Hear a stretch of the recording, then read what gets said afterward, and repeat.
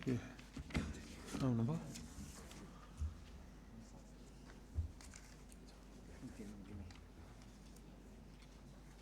मान्य सदस्यहरू, अब उक्त प्रस्तावका समर्थक माननीय कानुन तथा संसदीय मामिला मन्त्री शोभिता गौतमलाई प्रस्तावको समर्थन गर्न अनुमति दिन्छु।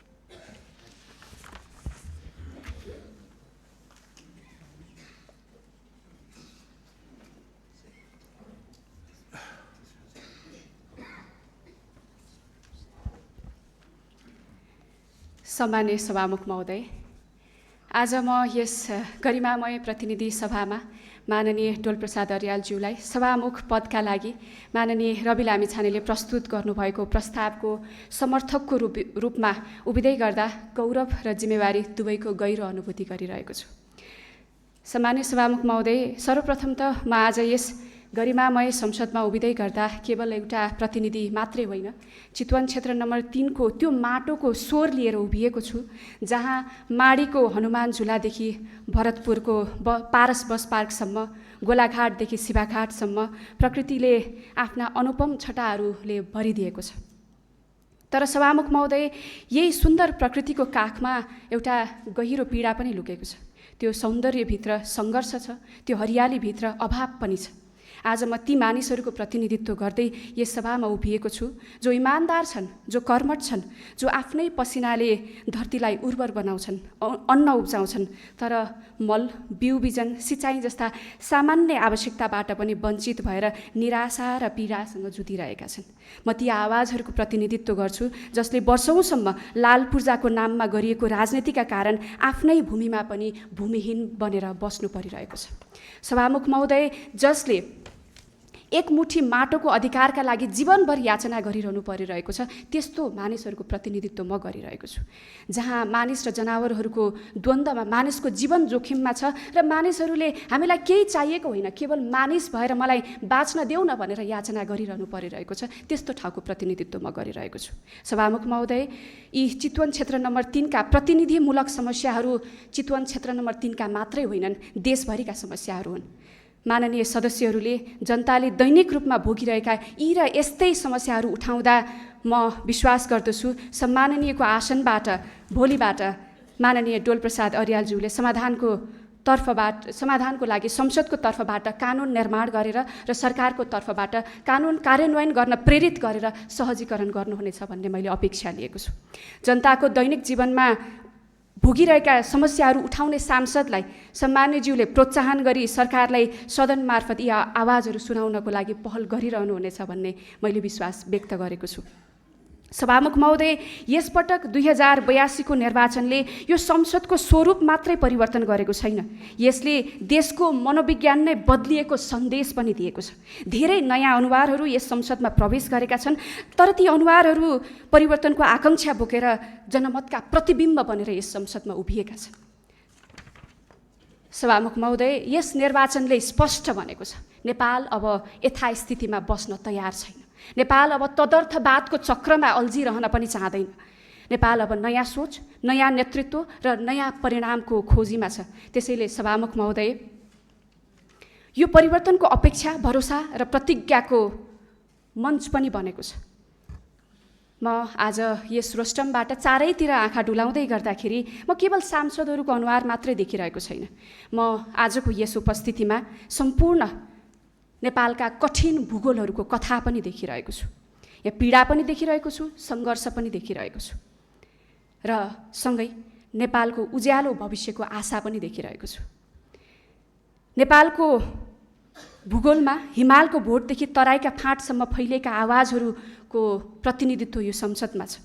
नेपाल र नेपालीको दुःख जति छ, सँगसँगै आजको यस संसदमा सम्भावनाहरू पनि छन्। त्यसकारणले दुःख र सम्भावना आज सँगसँगै यात्रा गरिरहेको पनि मैले अनुभूत गरिरहेको छु। सभामुख महोदय, आज यस संसदमा उभिरहनुभएका हाम्रा मान्य सांसदज्यूहरू पदभन्दा पनि बढी प्रतिज्ञा लिएर आउनुभएको छ। त्यसै कारणले गर्दाखेरि सम्मान्य सभामुख महोदय, यसपटकको संसद पक्ष र विपक्षको सीमाभन्दा माथि उठ्नै पर्छ। यो संसद जनताको मुद्दामा केन्द्रित हुनैपर्छ, समाधान उन्मुख र स्पष्ट रूपमा परिणाममुखी बन्नै पर्छ। नयाँ ऊर्जासहित आएका सांसदहरू र दीर्घ संसदीय अनुभव बोकेका अग्रजहरूको पनि उपस्थिति छ, जसले मिलेर यस संसदलाई अझ परिपक्व बनाउनतिर लाग्नै पर्नेछ। तर हामीले बुझ्नै पर्छ कि लोकतन्त्र केवल भाषण र बहसले मात्र होइन, हाम्रो बहसहरूले ल्याउने परिणामले पनि अर्थपूर्ण छ कि छैन भन्ने कुराको सन्देश दिन्छ।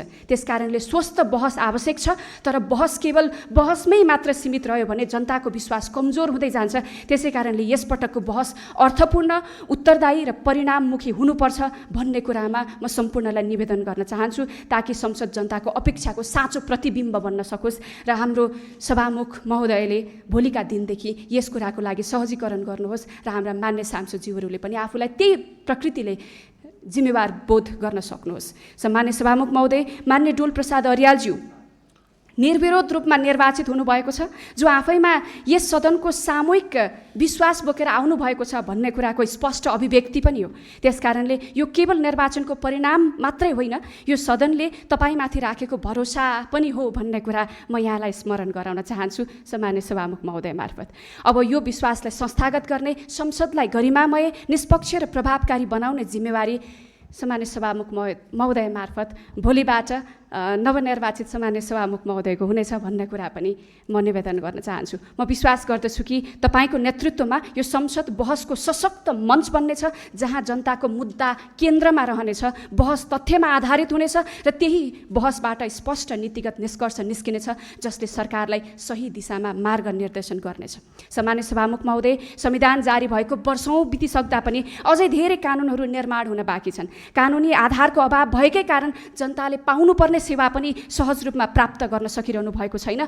यो केवल प्रशासनिक विषय मात्रै होइन, योभन्दा अगाडि विगतका दिनहरूमा संसदमा भएका गतिविधिहरूका बारेमा जनताले कति भरोसा गर्नुभयो, कति भरोसा गर्नु भएन भन्ने जनताको विषय हो, तर त्यसमा आत्मसमीक्षा गर्नुपर्ने विषय पनि टटकारो रूपमा उपस्थित भएको छ। त्यसकारणले जति समय गएको दिनहरूमा यस संसदबाट काम भए, कानुन निर्माणमा काम भए, त्योभन्दा धेरै गुणा बढी अबको संसदले गएको 10 वर्षमा नभएका कामहरू पुरा गर्नुपर्ने ठुलो अपेक्षा बोकेर आएको छ।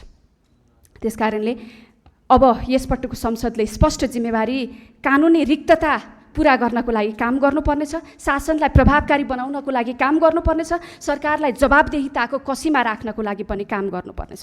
अब ढिलाइ गर्ने संस्कारलाई हामीले तोड्नै पर्छ, निर्णय गर्ने साहस देखाउनै पर्छ र काम गर्ने संसदको पहिचान स्थापित गर्नै पर्छ। म कानुन, न्याय तथा संसदीय मामिला मन्त्रीको हैसियतले सरकार र संसदबीच प्रभावकारी समन्वय गर्दै यस प्रक्रियालाई तीव्र गतिमा अगाडि बढाउनको लागि प्रतिबद्ध छु भन्ने कुरा पनि म संसद मार्फत निवेदन गर्न चाहन्छु। सम्मान्य सभामुख महोदय, यसपटकको संसद दलहरूको प्रतिस्पर्धा भन्दा माथि यो पुस्ताको आशा बोकेर आएको एउटा ऐतिहासिक जिम्मेवारी प्राप्त संसद बनेको छ। त्यसकारणले पनि यसपटकको संसद एउटा ऐतिहासिक परीक्षामा उभिएको छ।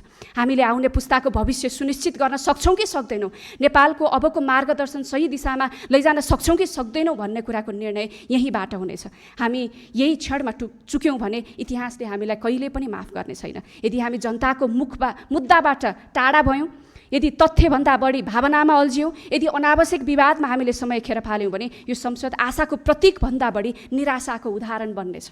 त्यसकारणले सम्मान्य सभामुख महोदय, हाम्रो बोली यस संसदमा हामीले राख्ने विषयवस्तु, हामीले अभिव्यक्त गर्ने हाम्रा विषयवस्तुहरू मर्यादित हुनुपर्छ, त्यसमा तथ्यहरू हुनुपर्छ भन्ने कुरामा म स्पष्ट छु र त्यही कुरा यो संसदमा सम्मान्य सभामुख महोदय मार्फत निवेदन गर्न चाहन्छु। किनकि संसद भनेको केवल बोल्ने थलो मात्र होइन, निर्णय गरेर देशलाई एउटा दिशा निर्धारण गर्ने जिम्मेवार संस्था पनि हो। त्यसैले हामीले जिम्मेवारीपूर्वक आफ्नो भूमिकालाई यहाँ प्रस्तुत गर्नुपर्छ। अन्त्यमा माननीय डोल प्रसाद अर्यालज्यूलाई सभामुख पदमा निर्विरोध रूपमा निर्वाचित हुनुभएकोमा हार्दिक बधाई र सफल कार्यकालको शुभकामना व्यक्त गर्छु र उहाँको जिम्मेवारीलाई पूर्ण समर्थन गर्दै उहाँको नेतृत्वमा यो संसद अझ प्रभावकारी, मर्यादित र जनउत्तरदायी बन्नेछ भन्ने कुरामा म विश्वास व्यक्त गर्न चाहन्छु। हवस् त, धन्यवाद।